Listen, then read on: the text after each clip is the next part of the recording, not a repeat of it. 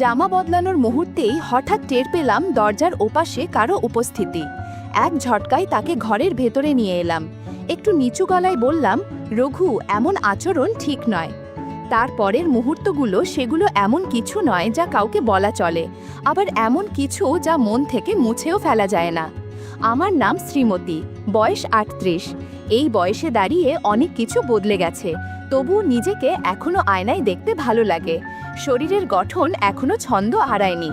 আর ৫টা সাধারণ গৃহিণীর মতো আমিও গরমকালে স্লিভলেস ব্লাউজ বা ম্যাক্সি পরে থাকি। হাঁটা চলা, বাড়ির কাজ করতে গিয়ে কখনো আঁচল কাঁধ থেকে সরে যায়, খেয়ালও থাকে না। ক্লান্ত শরীরের ওপর আর ইচ্ছেও জাগে না সবকিছু ঠিক করার। আমার স্বামীর নাম সুদীপ্ত, বয়স ৪৫। এক সময়ে ব্যবসায় বড় লোকসান করে অনেক দেনায় জড়িয়ে পড়ে।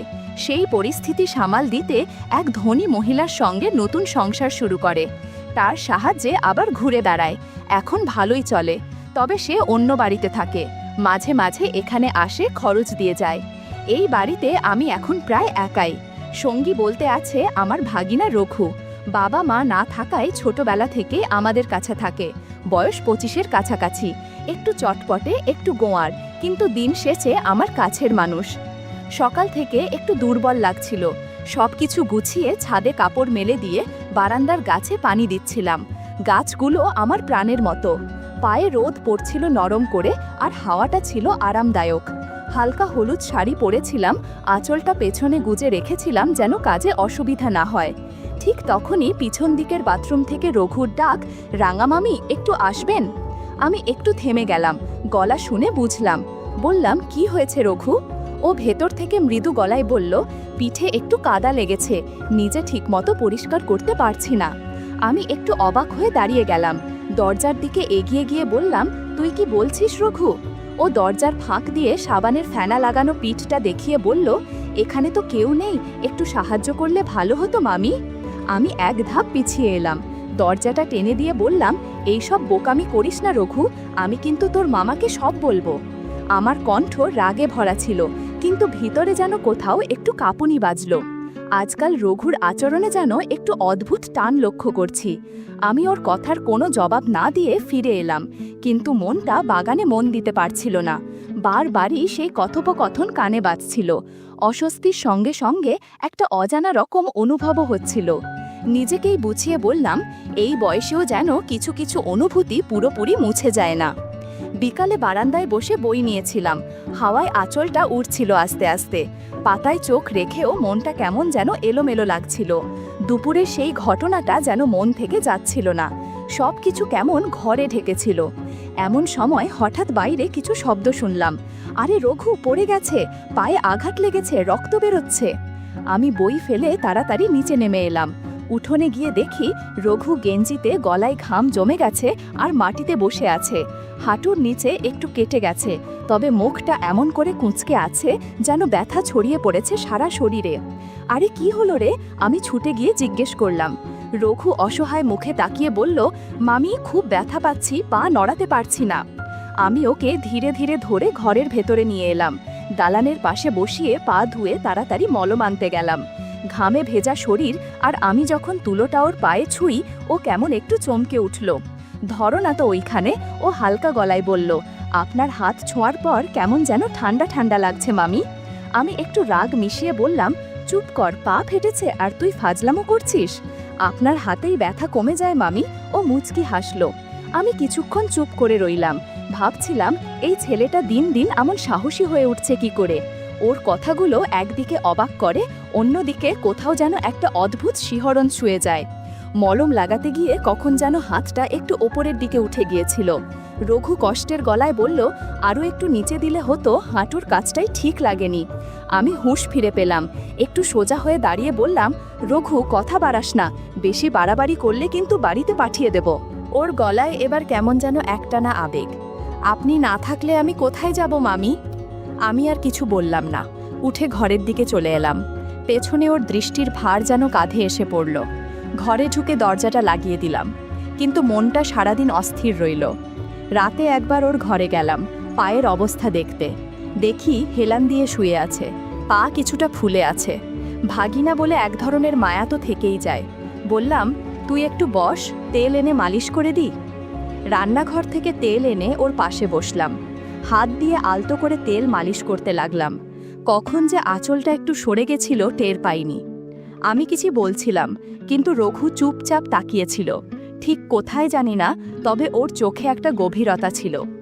আর চোখে দেখে বুঝলাম ও যেন ভাবনার ঘোরে। হাতে তেল থাকায় আঁচলটা ঠিক করতেও পারছিলাম না। একটু হেসে বললাম, আর একটু লাগাবো নাকি? রঘু যেন ধ্যান ভাঙিয়ে বলল, তেল লাগালে আরাম হয় মামি, আপনি জানেন তো। আমি নিশ্চিত হতে পারলাম না ও কি হালকা হাসির সাথে বলল নাকি ইচ্ছে করে। একটু ইতস্তত করে বললাম, থাক, আজকের মতো কাল আবার করে দেব। আমি উঠে গেলাম। পেছনে রঘুর চোখ দুটো অনুভব করছিলাম, যেন মনের কোণায় কোনো কথা থেকে যাচ্ছে। আমার ভিতরে একটা অদ্ভুত অনুভূতি হলো, ও কি সত্যিই আমার মাঝে কিছু অন্যরকম খুঁজছে? এর পরের কয়েকটা দিন ওর সেবা যত্নেই কেটে গেল। সপ্তাহ পেরোতেই পায়ে খানিকটা জোর এসেছে। আজ দুপুরে সূর্যটা একটু বেশি তীব্র। বাড়ির কাজ সেরে স্নানে গেলাম। বেরিয়ে এসে একটা ব্লাউজ নিতে গিয়েই বুঝলাম যেটা পরতে চাচ্ছিলাম তার বোতামগুলো আবার নষ্ট। তবুও কোনোভাবে গায়ে চাপিয়ে ঘরে ফিরে এলাম। ভাবলাম অন্য কিছু পরব, কিন্তু দেখি বাকিগুলোর অবস্থাও এক এক রকম। কারো বোতাম আলগা, কারো ফিটিং ঠিক নেই। শেষমেশ একটা ঠিকঠাক যা ছিল সেটাতেই দিনটা চালিয়ে নিলাম। পরশু রঘুর হাতে একটা পুরনো স্যাম্পল ব্লাউজ দিয়েছিলাম সাম্যবাবুর দর্জির দোকানে পাঠানোর জন্য। মাপ ঠিকমতো নিয়ে নতুন করে 4টা বানাতে বলেছিলাম। আজ দুপুরেই বলেছিলেন নিতে আসতে, তাই হালকা গুছিয়ে একটা গোলাপি সুতির শাড়ি পরে নিলাম, সঙ্গে ম্যাচিং ফিটিং ব্লাউজ। রোদ ছিল কড়া, কিন্তু পাতলা কাপড়ের কারণে কিছুটা আরাম লাগছিল। দর্জির দোকানটা ছোট, তবে সাম্যবাবু খুব মনোযোগী মানুষ। বয়স 35-40-এর কোঠায়, সবসময় গলায় নরম গলার স্বর আর চোখে পুরু ফ্রেমের চশমা। দোকানের ভেতরটায় একটা ঘরোয়া গন্ধ, মিলেমিশে কাপড়, আতর আর সময়ের জমে থাকা আবহ। আমি ঢুকতেই উনি তাকালেন, একটু মৃদু হাসি হেসে বললেন, আহা রাঙা মামি, গোলাপি রংটা আপনাকে যেন আলাদাই মানায়। আমি হেসে বললাম, আপনি এখন রং নিয়েও কথা বলেন? না না, আমি তো শুধু মাপ ধরি। সাম্যবাবু হেসে বললেন, আর সেই মাপে ভুল হওয়ার উপায় নাই। তারপর টেবিল থেকে নতুন বানানো 4টা ব্লাউজ হাতে তুলে দেখালেন। এই দেখুন, মাপ মতোই হয়েছে, তবে একটা একটু ফিটিং বেশি রাখা হয়েছে। আপনার যা ভালো লাগে সেটা পরে নিতে পারেন। আমি বললাম, একটা পরে দেখি। উনি বললেন, ওই পেছনের ঘরেই পাল্টানোর জায়গা আছে, দরজাটা ভেতর থেকে বন্ধ করে নেবেন। আমি গিয়ে একটা ব্লাউজ পরে দেখলাম। সত্যি বলতে একটু টাইট লাগলো, আঁচল ছাড়া অস্বস্তিকর মনে হচ্ছিল। বেরিয়ে এসে বললাম, এইটা মনে হয় একটু বেশি আটসাট হয়ে গেছে না? সাম্যবাবু চোখ নামিয়ে বললেন, হয়তো ওই মাপটাই ভুলে গেছিলাম, তবে অনেকে বলেন এ ধরনের ফিটিংয়ে বেশ পরিপাটি লাগে। একটু থেমে আবার বললেন, আপনার যেমন ভারসাম্যপূর্ণ গড়ন, সেখানে এসব ডিজাইন বেশ মানিয়ে যায়। আমি কিছু বলিনি। সাম্যবাবুর কথাগুলো খুব জোরালো কিছু ছিল না, তবুও মনে হলো কোথাও যেন একটু অস্বস্তি জমে রইল। 4টা ব্লাউজ নিঃশব্দে হাতে নিয়ে বেরিয়ে এলাম। পেছন থেকে উনি বললেন, কোনো সময় যদি কিছু ঠিকঠাক না লাগে জানাবেন রাঙামামি, আমি দেখে দেব। রাস্তা দিয়ে হাঁটতে হাঁটতে মনে হচ্ছিল আমার উপস্থিতি হয়তো কারো কারো চোখে একটু আলাদা অর্থ বহন করে, আর আমি কিছু না বলেই সেই অনুভূতির মাঝখান দিয়ে হাঁটছি শুধু নিজের মতো করে। সকাল থেকেই রঘু জেদ ধরেছে, মামি সিনেমায় চলেন না, শাকিব খানের তাণ্ডব এসেছে, দেখলে আপনার মনটাই ভালো হয়ে যাবে। প্রথমে না করেছিলাম, কিন্তু ওর চাহনি আর মন খারাপ করা মুখ দেখে শেষমেশ রাজি হলাম। ভাবলাম অনেক দিন পর বাড়ির বাইরে একটু বেরোবো, খারাপ কি, নিজেকেই যেন একটু বদলে নেওয়ার সুযোগ। একটা হালকা সবুজ সুতির শাড়ি পরে নিয়েছিলাম, পাতলা রঙের ছাপা, সঙ্গে সালোয়ার আর গলায় এক ফালি হালকা ওড়না। গরমের দিনে বেশ আরামদায়ক ছিল। রঘু আজকাল একটু স্টাইল ধরে, পরেছে হালকা নীল জিন্স আর ফিনফিনে গেঞ্জি, চুলটাও যেন বিশেষভাবে সাজিয়ে এসেছে। সিনেমা হলে পৌঁছে দেখি বেশ ভিড় জমেছে। চারপাশে লোকের ভিড় ঠেলে রঘু আমার হাত ধরে টান দিয়ে এগিয়ে গেল টিকিট লাইনের দিকে। ভিড়ের মাঝে একটু একটু করে ঠেলে নিয়ে চলেছে আমাকে। কিছুটা অস্বস্তি হচ্ছিল, তাই একটু পিছিয়ে দাঁড়াতে চাইছিলাম। রঘুর কণ্ঠে শুনলাম, এই ভিড়ে হারিয়ে যাবেন মামি, আমার কাছেই থাকেন। টিকিট হাতে পেয়ে দেখি সিট পড়েছে একদম পেছনের সারিতে। হলের ভেতর ঢুকতেই চোখ সয়ে যেতে সময় লাগলো। বাতাস ঠান্ডা আর চারপাশটা হালকা আলো আধারিতে ঢাকা। আমরা পাশাপাশি বসে পড়লাম। চারপাশে হাসির আওয়াজ, ফিসফাস আর সিনেমার পর্দায় দ্রুত কাটা সংলাপ। ছবির শুরুটা ছিল জমকালো নাচ, গান, রঙিন দৃশ্য। আমি পর্দার দিকেই মনোযোগ দিয়েছিলাম। কিছুক্ষণ পরে টের পেলাম রঘুর হাত আমার হাতের কাছাকাছি এসে গেছে। হয়তো সিটের জায়গা কম ছিল বা হয়তো ভিড়ের কারণে কাছাকাছি বসা, তবুও একটু সরে বসলাম। রঘু আর কিছু বলল না, কিন্তু আমি অনুভব করছিলাম চারপাশের নীরবতা যেন ধীরে ধীরে একটু ভারী হয়ে উঠছে। একটা গান শুরু হলো, একটু ধীর লয়ে, আবেগ ঘন। সেই মুহূর্তে আমার মন যেন সিনেমার ভেতরের গল্প ছাপিয়ে নিজের ভেতরেই ঢুকে পড়ছিল। চোখে আলো আর মনের ভেতর কিছু অচেনা সাড়া। রঘুর নিঃশ্বাসের শব্দ আমার খুব কাছে মনে হচ্ছিল, যদিও সে কিছু বলল না। আমিও চুপ করে থাকলাম। মাঝে মাঝে অন্ধকারে এমন অনুভূতি হয় যা আলোয় প্রকাশ পায় না, কেবল মনে থেকে যায়। আমি ধীরে গলায় বললাম, রঘু, সিনেমা দেখতে এসেছি, অন্য কিছু নয়। ও কিছু বলল না, শুধু এক মুহূর্তে হাতটা টেনে নিল নিজের কোলের কাছে। ছবির শেষে আলো জ্বলে উঠল। আমি একটু তাড়াতাড়ি উঠে দাঁড়ালাম, মুখটা নিচু করে বাইরে বেরিয়ে এলাম। রঘু আগেই জানিয়েছিল বাইকে চলে যাবে, আমাকে বাসে বা রিকশায় ফিরতে হবে। হল থেকে বেরিয়ে এসে দেখি চারপাশে যেন শহরটাই অন্যরকম। হঠাৎ আকাশ কালো হয়ে এলো আর মিনিট দুয়েকের মধ্যে শুরু হয়ে গেল ঝমঝমে বৃষ্টি। এক হাতে ওড়না মাথায় টেনে ধরে রাস্তার পাশে দাঁড়িয়ে রইলাম। রিকশা বা ট্যাক্সি কিছুই চোখে পড়ছিল না। মনটাও কেমন অস্থির হয়ে উঠল। বাড়ি ফিরতেই হবে, ভিজলে তো জ্বর এসে যাবে। ঠিক তখনই একটা লোকাল বাস এসে থামল। চিন্তা না করে উঠে পড়লাম। বাসে উঠে বুঝলাম জায়গা নেই, আর ভিড় এত বেশি যে নিজেকে ঠিকমতো সামলানো যাচ্ছে না। যে যেভাবে পারছে দাঁড়িয়ে আছে। আমিও আঁচল সামলে কোনো রকমে দাঁড়িয়ে রইলাম, হাতে ঠান্ডা, মনটা থমথমে। কখন যেন শহরটা অনেক বড় লাগছিল আর আমি অনেক ছোট। কিছুক্ষণ পর বুঝলাম আশপাশের মানুষের দৃষ্টি যেন আমাকে ঘিরে ফেলেছে। পেছন থেকে বাসের হেল্পার এসে বলল, দিদি, বারুইপুর পর্যন্ত 30 টাকা। আমি ব্যাগ থেকে টাকা বের করছিলাম। এমন সময় অনুভব করলাম পেছনে কিছু একটা ঠেকছে, ইচ্ছাকৃতভাবে। ধীরে বললাম, দয়া করে একটু দূরে থাকবেন। ওর মুখে একরকম অস্বস্তিকর হাসি। নিচু গলায় বলল, কি করব বলুন, ভিড়ের মধ্যে দাঁড়িয়ে থাকা তো কঠিনই, বিশেষ করে আপনার মতো কেউ থাকলে। কিছু বলিনি। ভিতরে ভিতরে শরীর শক্ত হয়ে যাচ্ছিল, মন অসহায়ভাবে কুঁকড়ে যাচ্ছিল। বাস হঠাৎ এক ঝাঁকুনি খেল। সামনে দাঁড়ানো একজনের শরীর এসে অদ্ভুতভাবে ধাক্কা দিল। আমি এক পা পিছিয়ে দাঁড়ালাম। লোকটা বলল, সরি দিদি, জায়গাটা খেয়াল করিনি। তবে ওর চোখ সরছিল না, আমি চোখ সরিয়ে নিচ্ছিলাম। একটু পরে হেল্পার আবার সামনে এসে বলল, দিদি, শাড়িটা সামলে রাখুন, একটু সমস্যা হচ্ছে মনে হয়। আমি কোনো উত্তর না দিয়ে মুখ ঘুরিয়ে নিলাম।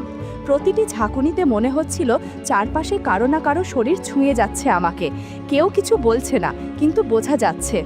একটা সময় মনে হচ্ছিল আমি যেন এক অদৃশ্য দেয়ালে ঠেকে আছি, কোনো সরে যাওয়ার জায়গা নেই, কোনো রক্ষা নেই। চোখ বন্ধ করে শুধু ভাবছিলাম বাসটা থামবে কবে। সঙ্গে একটাই অনুভব, আমি এখানে একা, একদম একা। শরীর ক্লান্ত, মন গুলিয়ে যাচ্ছে। ঘামের গন্ধ, শাড়ির ভেজা ভাব, বাতাসের ভার সব একসাথে এসে যেন আমাকে অসাড় করে ফেলছিল। বাস থেকে নামার পর মনে হলো যেন পুরো শরীর থেকে শক্তি ঝরে গেছে। মাথা ঘুরছিল কিনা বুঝিনি, হয়তো সবই মন থেকে আসছিল। বৃষ্টিতে ভিজে গেছি, শরীর ঠান্ডা হয়ে আছে। আর সেই ভিড় থেকে বেরিয়ে হেঁটে যেতে যেতে যেন মনে হচ্ছিল শহরের ভেতর আমি একটা অদৃশ্য মানুষ হয়ে গেছি। একটা রিকশা পেয়েছিলাম শেষমেশ। বসেই বুঝলাম ঠান্ডা কাঠের সিটের ছোঁয়া আর নিজের সম্মান বাঁচিয়ে আঁচলটা সামলানোর চেষ্টা, এই ছোট ছোট কাজগুলোই আমাকে ধরে রেখেছে। রিকশা চলছিল, মাঝে মাঝে সামলে নিচ্ছিলাম শাড়ির ভাঁজ যেন বাতাসে না উড়ে যায়। বাড়ির গেটের সামনে এসে দাঁড়িয়ে মনে হলো এই লোহার ফটকটাই যেন আমার জন্য সবচেয়ে নিরাপদ আশ্রয়। তখনই বুঝলাম চাবি নেই আমার কাছে। হঠাৎ মনে পড়ল সিনেমা হলে যাওয়ার আগে রঘুর কাছে দিয়েছিলাম চাবিটা। যখন একা বেরিয়ে এসেছিলাম তখন ওকে দেখাই পাইনি। সব মনে পড়ে গেল। আমি ফটকের পাশে সিঁড়ির ধাপে বসে পড়লাম। হাত ভেজা, মাথা নিচু, মন বোঝায় চাপা। কিছু বলার নেই, শুধু অপেক্ষা যেন এই দিনটা শেষ হয়। বৃষ্টি ফোঁটা ফোঁটা করে গায়ে গড়িয়ে পড়ছিল। চুল থেকেও ফোঁটা গড়িয়ে মুখে লেগে যাচ্ছিল। আমার আঁচল ভিজে কাঁধে টিকেছিল আর ঠান্ডায় শরীর শিউরে উঠছিল। ঠিক সেই সময় পাশ থেকে পরিচিত কণ্ঠ শুনলাম, মামি এতক্ষণ বাইরে দাঁড়িয়েছিলেন রঘু। আমি ওর দিকে তাকালাম। ওর মুখে ছিল একটা অদ্ভুত মিশ্র অনুভূতি, কষ্ট, অস্বস্তি আর সামান্য দুঃখের ছাপ।